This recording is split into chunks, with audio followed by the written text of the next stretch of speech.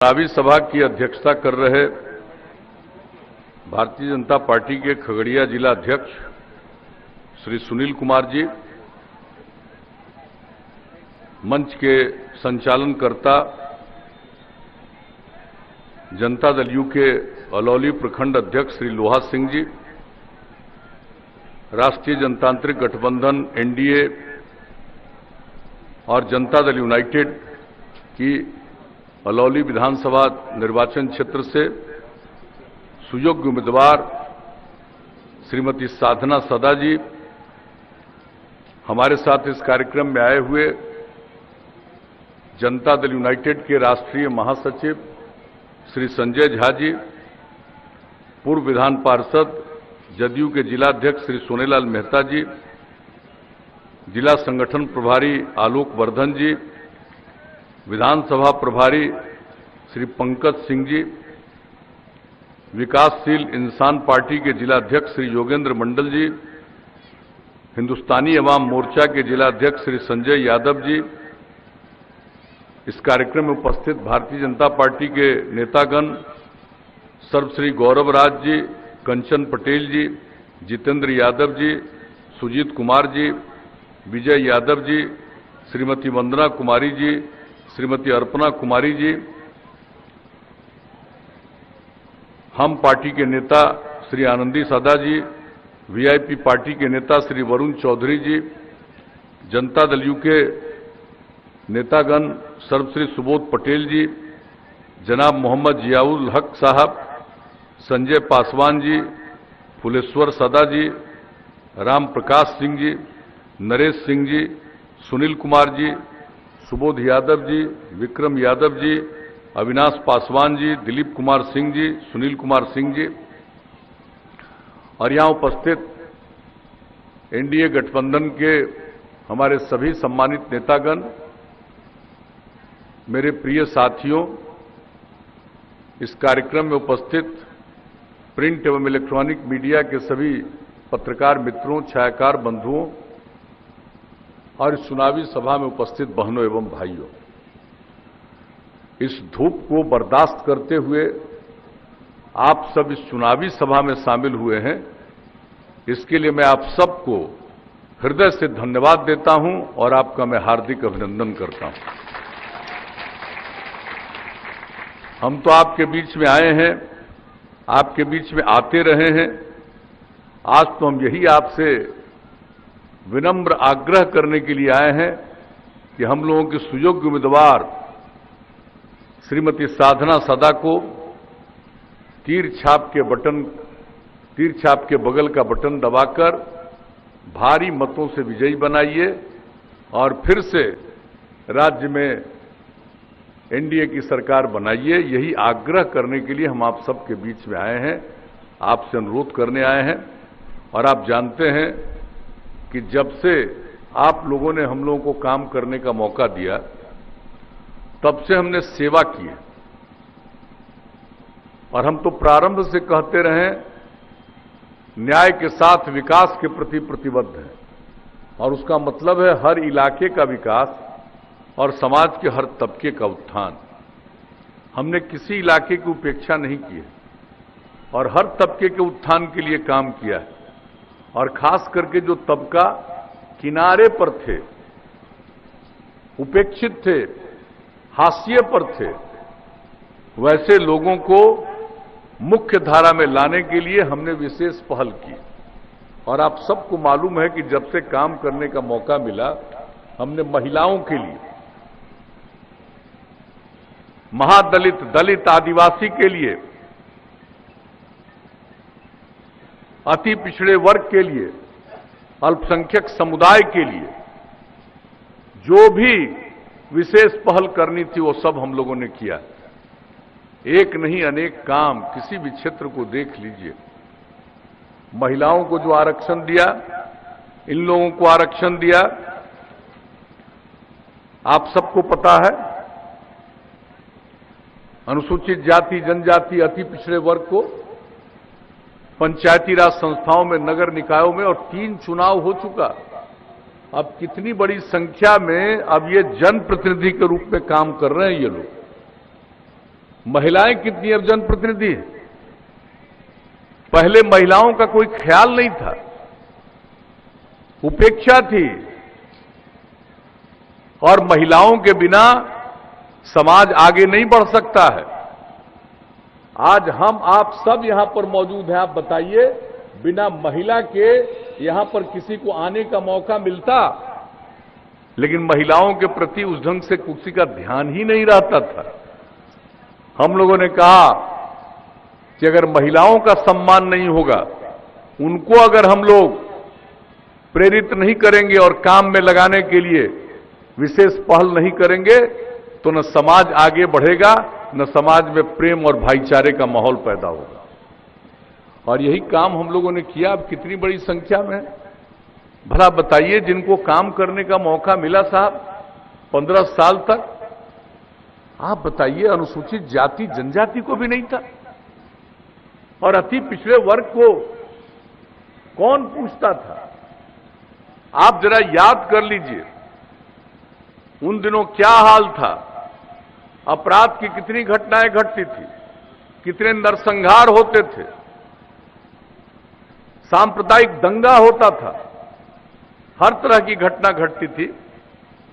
लोगों को अपहरण कर लिया जाता था माल के कमाने के चक्कर में, और किस तरह से कितने व्यापारियों को और कितने लोगों को छोड़ करके भागना पड़ा था, कितने चिकित्सकों को, क्या स्थिति थी। और जब काम करने का मौका दिया तो हमने कायम कराया, कानून का राज कायम कराया, जंगल राज से छुटकारा दिला दिया और कानून का राज कायम हुआ।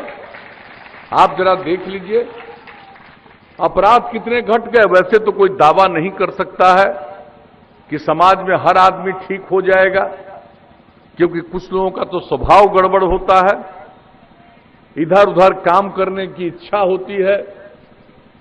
तो इन सब चीजों के बावजूद अपराध पर कितना नियंत्रण हुआ। हर साल केंद्र सरकार के द्वारा हर राज्य के अपराध के आंकड़े प्रकाशित होते हैं। जब हम लोगों को मौका मिला, कितनी अपराध की घटनाएं थी, घटते घटते घटते आज आप जान लीजिए, अब पूरे देश में बिहार इतना बड़ा राज्य, इतनी बड़ी आबादी का राज्य, अब 23वें नंबर पर अपराध पे चला गया। अब पहले किसी का सुनवाई भी होता था जी, और किस तरह से हम लोगों ने जो अपराध करने वाले हैं उनको सजा मिले, इसके लिए भी राज्य सरकार की तरफ से जो पहल की थी, इसके बाद सब कुछ नियंत्रण में आया। इसलिए इन बातों को भूलिएगा नहीं। क्या हाल था, शाम होते होते कोई घर से बाहर निकलता था? किसी को निकलने की हिम्मत थी? तो इन सब चीजों पर काबू पाया हम लोगों ने, विकास का काम किया। कोई इलाका उपेक्षित नहीं है, हर जगह के लिए काम किया हम लोगों ने। तो इसलिए हम तो आपके बीच में आए यही कहने के लिए कि भाई आपने जब से मौका दिया, हम लोगों ने तो काम ही किया है। कितना सड़क और पुल बनवाया, अब आप जरा सा बता दीजिए। आप जरा जान लीजिए, गांव को तो सड़क से जोड़ ही रहे हैं, लेकिन यहां की महत्वपूर्ण सड़कें जो बहुत प्रभावित व्यक्ति थे करा पा रहे थे, लेकिन हम लोगों की सरकार बनी तो हम लोगों ने अलौली प्रखंड में हथवन शहर बन्नी पथ के 8वें किलोमीटर में बागमती नदी पर फुलतोड़ा घाट के समीप बिहार राज्य पुल निर्माण निगम लिमिटेड द्वारा 2 पुलों का निर्माण कराया गया, जिसकी लंबाई क्रमशः 405 मीटर और 101 मीटर है। अब आप बताइए, अलौली प्रखंड में खगड़िया सोनमनखी रोड के 7वें किलोमीटर पर 46 करोड़ 28 लाख की लागत से उच्च स्तरीय पुल का निर्माण कराया गया। इस पुल के निर्माण से लगभग 2 लाख आबादी जिला मुख्यालय से जुड़ गई। कौन कौन काम नहीं करवाया, याद करिए। पहले आते थे, क्या हाल था जी सड़क का, कौन सा बुरा हाल था। खगड़िया से चल के इधर आने में कितना समय लगता था, क्या विचार था। हम तो ऐसा है नहीं कि आज आए हैं या चुनाव में आए हैं, पहले भी आ करके सब कुछ देखे हुए थे हम लोग, एक एक चीज को देखे हुए थे। तो इन सब चीजों के लिए कितना हुआ।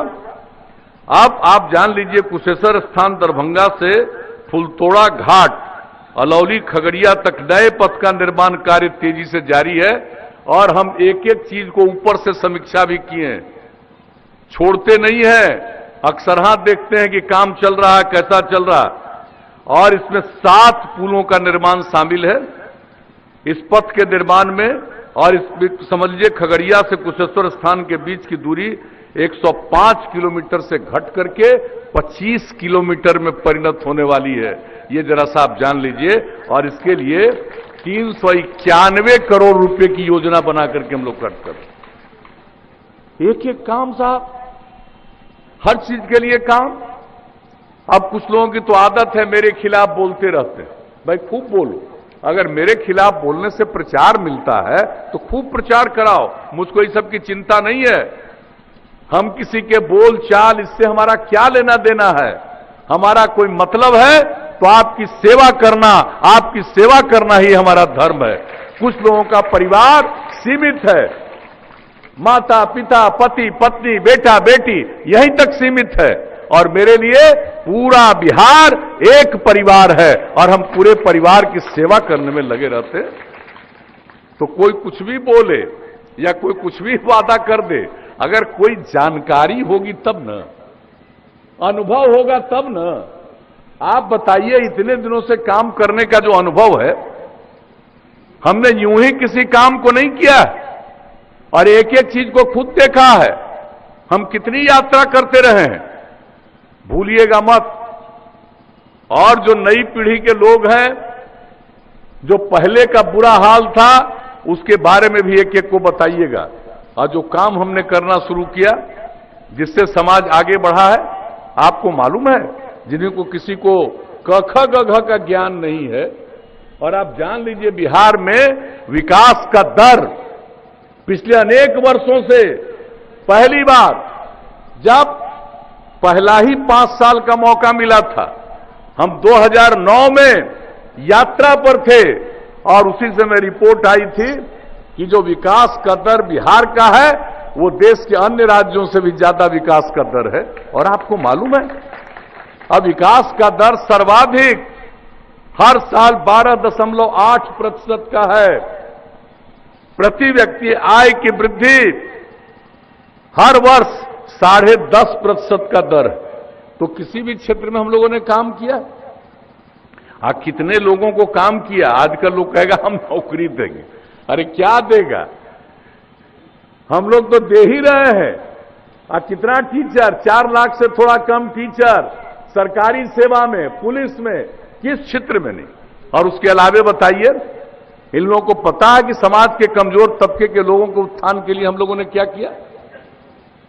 ये जो बताइए कि प्राथमिक विद्यालय में भी बहुत सारे बच्चे और बच्चियां स्कूल नहीं जा पाते थे। हमने उसका अध्ययन किया, आखिर ये कौन बच्चे बच्चियां हैं। तो हमने देखा कि या तो ये महादलित समुदाय के हैं या अल्पसंख्यक समुदाय के हैं। और उनको स्कूल पहुंचाने के लिए हमने टोला सेवक, तालीमी मरकज, स्वयं सेवक 30,000 लोगों को लगाया और सबको बाहर पढ़ा के स्कूल भिजवाया। अब स्कूल से बाहर रहने वाले बच्चे बच्चियों की संख्या न के बराबर है, 0.5% से भी कम। तो ये स्थिति हम लोगों ने किया। कहां पढ़ती थी? मिडिल स्कूल में तो अपनी बेटियों को गरीब परिवार के लोग नहीं भेज पाते थे, क्योंकि उसके लिए जो कपड़े की जरूरत होती थी वो देने की स्थिति में नहीं रहते थे। हम लोगों ने क्या किया? पोशाक योजना। क्या गांव का दृश्य बदला पोशाक योजना से। लड़कियों को जो पोशाक मिलना शुरू हुआ, कैसा दृश्य गांव गांव का हुआ। देखिए, जो देखे हुए हैं इन चीजों को नई पीढ़ी के लोगों को दिखाइएगा जरूर। अब फोटो भी होगा, वो फोटो भी दिखाइएगा कि क्या पहला दृश्य था, उसके बाद का क्या दृश्य हुआ। और हमने सोचा कि लड़की को 8वें तक खाली पढ़ाएंगे, उसके बाद हमने कहा मैट्रिक तो कम से कम पढ़ाएं। और तब हमने पता किया तो 9वें क्लास में, मैट्रिक में पढ़ने वाली लड़कियों की संख्या पूरे बिहार में, इतना बड़ा राज्य, 1,70,000 से भी कम लड़की। और जब साइकिल योजना की शुरुआत कराई तो लड़कियों में कितना आत्मविश्वास आया। कुछ लोग हमारी आलोचना करते रहे कि लड़की को साइकिल दे रहे हैं, इस साइकिल से जाएगी, इसको तंग करेगा। हमने कहा था कोई किसी को तंग नहीं करेगा, हर परिवार की लड़की को साइकिल मिल रहा है। और देखिए कोई घटना घटी और कितना लड़कियों में आत्मविश्वास का भाव पैदा हुआ। और उसके बाद लड़के लोग हमको जगह जगह कहने लगे, अंकल कुछ हम लोगों पर ध्यान दीजिए। तो 2 साल के अंदर लड़कों के लिए भी साइकिल योजना की शुरुआत करा दी। और आज आप जानते हैं अब लड़का लड़की की संख्या बराबर हो गई हाई स्कूल में। और इस बार तो जो हाई स्कूल पे जो परीक्षा थी उसमें जान लीजिए मैट्रिक की परीक्षा में लड़की की संख्या थोड़ा लड़कों से भी ज्यादा हो गई। तो आप जरा बताइए, हम जब काम करते हैं तो एक एक चीज का आकलन देख लीजिए, एक एक चीज का अध्ययन कर लीजिए और किस तरह से लोगों को अवसर मिला, पहले क्या था और हम एक के बाद दूसरा करते चले गए। और उसके बाद इस बार क्या कहा हमने, हर जिला में इंजीनियरिंग कॉलेज, हर जिला में पॉलिटेक्निक संस्थान, हर जिला में पैरामेडिकल संस्थान, हर जिला में महिला आईटीआई और हर जिला में जीएनएम संस्थान, हर एक सब डिवीजन में अनुमंडल में एएनएम संस्थान और आईटीआई, ये सब काम कराए। पढ़ाई शुरू, कई जगह बिल्डिंग बन करके तैयार, अनेक जगहों पर मेडिकल कॉलेज का निर्माण, ये सब काम हम लोगों ने किया है। और 8 जगह पर केंद्र सरकार के सहयोग से भी मेडिकल कॉलेज का निर्माण चल रहा और हर मेडिकल कॉलेज में नर्सिंग कॉलेज का निर्माण। तो एक एक काम जो हम लोगों ने किया। और जो गरीब बच्चे बच्चियां हैं नहीं जा पाते हैं इंटर के आगे पढ़ने के लिए, तो उन लोगों को आगे पढ़ने के लिए प्रेरित करने के लिए हम लोगों ने स्टूडेंट क्रेडिट कार्ड योजना की मदद 4 लाख रुपए तक का उसका काम शुरू किया। बड़ी संख्या में लोगों ने इसका सहायता लिया। इसके बाद देखा कि जो आगे नहीं पढ़ेंगे लेकिन काम की तलाश में घर के बाहर जाते हैं, उन सब लोगों को 2 साल तक हर महीने 1000 रुपया स्वयं सहायता भत्ता योजना। और उसके अलावे हम चाहते थे कि बच्चे बच्चियों को जो आगे नहीं पढ़ा है लेकिन उसको जब तक कंप्यूटर पर काम करना नहीं आएगा काम ही नहीं मिलेगा, उसके लिए कुशल युवा कार्यक्रम, कंप्यूटर पर काम करना सिखाया। कितने संस्थान खोल दिए, ट्रेनिंग इंस्टीट्यूट, सेंटर। और उसके साथ साथ संवाद कौशल, कैसे बातचीत किया जाता है, व्यवहार कौशल, क्या व्यवहार करना चाहिए कोई काम की तलाश चाहते हो तो, ये सब काम किया। 10 लाख से ज्यादा युवक युवतियों ने पिछले 4 वर्षों में इसका फायदा लिया। तो आप एक एक काम, लड़कियों को 35% का आरक्षण सरकारी सेवाओं में और पुलिस बल में। पहले कोई लड़की दिखती थी, महिला दिखती थी पुलिस बल में। आज बिहार में कहीं चले जाइए पुलिस बल में आपको महिलाएं दिखेंगी। और बिहार के पुलिस बल में जितनी महिलाएं अब दिख रही हैं शायद ही किसी राज्य में हो। तो एक एक काम हम लोगों ने किया, हर तरह के विकास के लिए काम किया। और उसके बाद क्या कहा हम लोगों ने, हर घर बिजली पहुंचा देंगे। और 2018 के दिसंबर का लक्ष्य था, 2018 के अक्टूबर तक पहुंचा दिया। अब उसके बाद और कितना लोग बिजली ले रहे हैं। अब खेत में भी बिजली लेने की कोशिश हो रही है और उसके लिए भी इंतजाम हो रहा। तो इतना ज्यादा, और जब काम करने का जिनको मौका मिला, भाई हमारे पहले 15 साल क्या बिजली का हाल था, लालटेन का युग था, बिजली कहीं थी नहीं, शहर में भी बिजली में भारी संकट। पूरे बिहार में 700 मेगावाट बिजली की खपत। और अब जब बिजली सब जगह पहुंचा दिया तब बिजली की खपत है 6000 मेगावाट, समझ लीजिए। और भी काम हम लोग करते चले जा रहे हैं। हर घर नल का जल 83% घरों में पहुंचा दिया। आप बता दीजिए किस राज्य में इतना ज्यादा हर घर नल का जल पहुंचाया गया है। आई तो बीच में कोरोना आ गया, उसके चलते काम शुरू में बाधित हुआ, फिर काम चल रहा। अगले महीने 2 महीने के अंदर सब जगह पहुंच जाएगा। हर घर तक पक्की गली और नाली का निर्माण।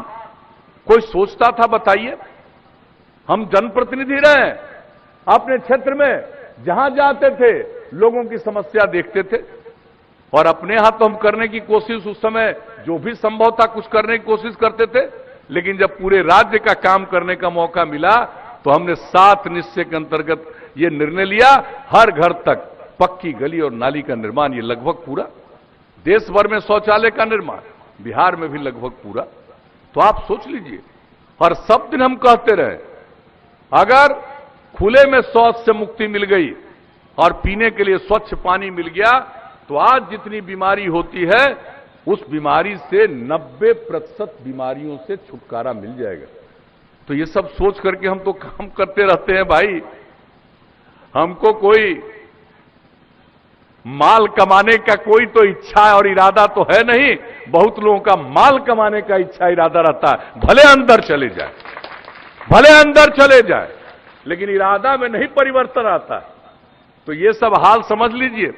और हम लोग इतने दिनों से काम कर रहे हैं, तो अब आप अच्छी तरह जान लीजिए, अब तो ये सब काम हम करते ही जा रहे हैं, लेकिन अब अगली बार आप मौका दे दीजिएगा तो एक बात हम बता देते हैं, हर घर बिजली पहुंचा दिया।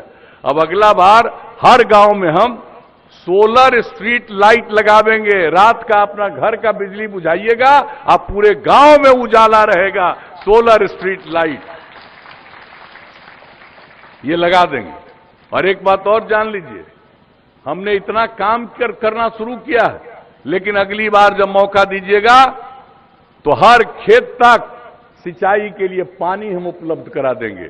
ये भी काम हम लोग करेंगे। और यही नहीं, आज जो हम एक तकनीक की बात किए, कंप्यूटर पर काम करना सीखने की बात, अगली बार मौका दीजिएगा तो अब इतनी नई टेक्नोलॉजी आ गई है कि उस सब चीज को सिखाएंगे, खाली पॉलिटेक्निक और आईटीआई में नहीं, हर जगह हम बनाएंगे जिला में मेगा स्किल सेंटर। और वहां पर जो भी युवक हैं जो उन चीजों में नहीं पढ़ते हैं, 10वां 12वां पास हैं, उस सब का ट्रेनिंग, ये सब काम इसलिए करवाएंगे कि नई टेक्नोलॉजी का ज्ञान उसको हो जाएगा, उसका अनुभव हो जाएगा, तो उसको काम मिलेगा, उसकी आमदनी बढ़ेगी। और बिहार के लोगों को जो दूसरी जगह मजबूरी में जाना पड़ सकता है वो नौबत नहीं आएगी। ये चीज होगा नई टेक्नोलॉजी का, तो हर प्रकार से काम करेंगे। और उसके अलावे अब हर गांव तक सड़क बनाने का काम तो कर दिया, लगभग पूरा होने की स्थिति में।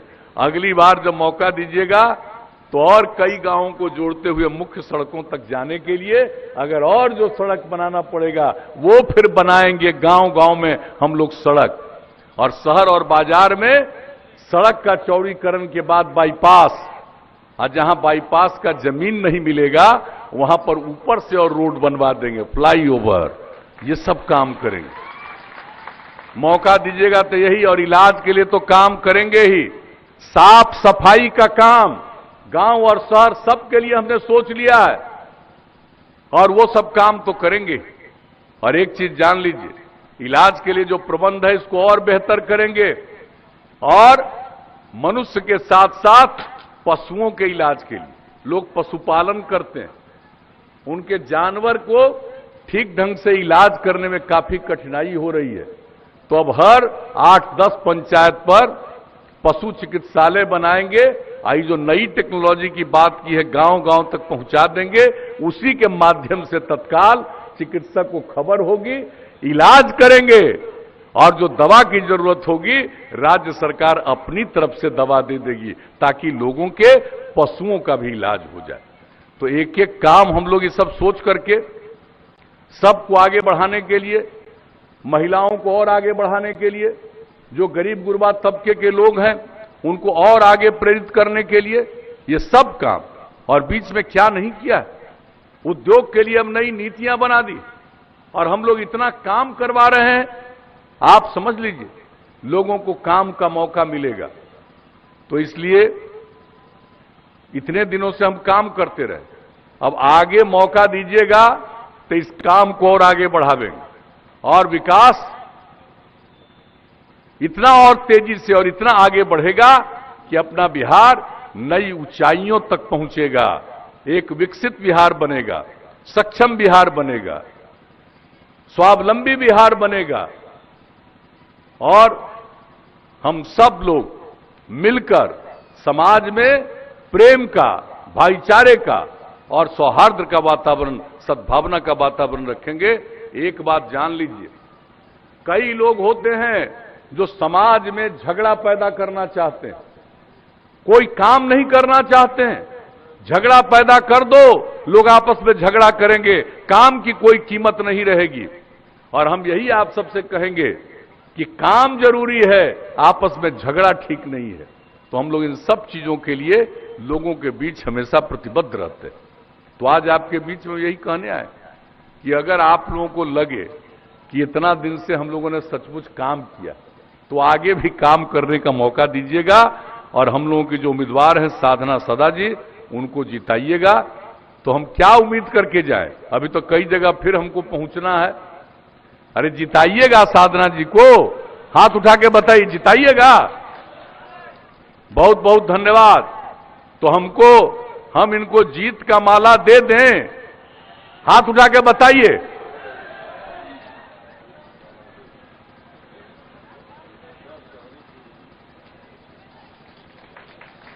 तो आप लोगों की सहमति से हमने जीत का माला भी दे दिया। अब आप देखिएगा, अगले महीने 3 तारीख को वोट है। एक एक वोट तीर छाप के बगल का बटन दबा करके इनको जिताइएगा, साधना सदा जी को, और इनको जिताइएगा। और फिर बिहार में आपकी ही सरकार बनेगी, एनडीए की सरकार बनेगी और वो आप ही के हित में काम करेगी। तो आपने आश्वस्त किया, इसके लिए मैं आप सबको हृदय से धन्यवाद देता हूं। आप सबका मैं अभिनंदन करता हूं और आगे के कार्यक्रम में जाने की आप सबसे इजाजत चाहता हूं।